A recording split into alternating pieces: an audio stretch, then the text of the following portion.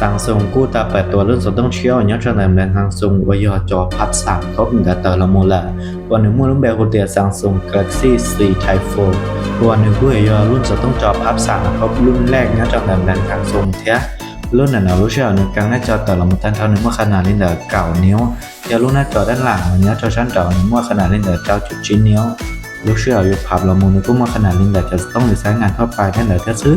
ตอนหน้าจอ LTPO AMOLED 2xx บวกหนึ่งกับเฮิร์ตทั้งออลูลอนดอร์ชิปซันเดอร์กันแปดอิลิทเทียกันพับหนึ่งนึกว่าพับเลยแต่ชาติน้องลอมบอเนาะจะมาชาติน้องลอมบอชุ่มสินึกว่าพับเลยเนาะพอหัวนึกว่าแบบคลิกแกแต่ร้อนเนาะนึกว่าแบบคลิกแกร้อนเนาะเทรู้เชื่อพับกูพับแต่ครับหมดเลยเนาะเทียหน้าจอในหัวมันยังอยู่รู้อันนี้มาใหม่ที่เราพับเดี๋ยวเทียรู้เชื่อว่าชินเรานึกว่าหน้าจอรู้เทียซื้อ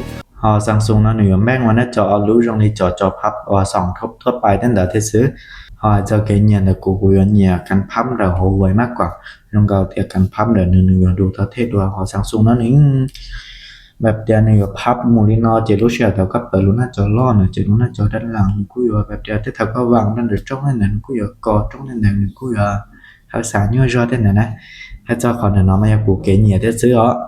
ตัวราคาเนี่ยซังซุง4 Type 4เนี่ยเนาะว่ายอดจอพัสามทบเนี่ยเนาะคาดเดาเดียวอยู่ย้อนจะเล่นเดอชาเหมือนจั่วเราชีหมื่นต้นจะจั่วหมื่นเต้นดาเทียนหนึ่งกูอยู่ผลิตเล่นเดอหมื่นเครื่องเราเชียร์นั่งกับผาเครื่องดาว่าทั่วโลกเล่นดา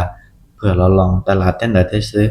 ต่อใช้หมูใช้โรงจานเนี่ยเนาะกูจะอยากเข้าได้ซื้อหอการเปิดตัวเนี่ยนึงกูเปิดตัวเราหมูอย่างเป็นทางการแหละเทียนหนึ่งกูอยู่มั่วๆย้อนนี่จะได้ชาหอเข้าไทยเต้นเนาะกูต่อใช้หมูใช้ปลวกเข้าเทียน莫里的呢，我真的。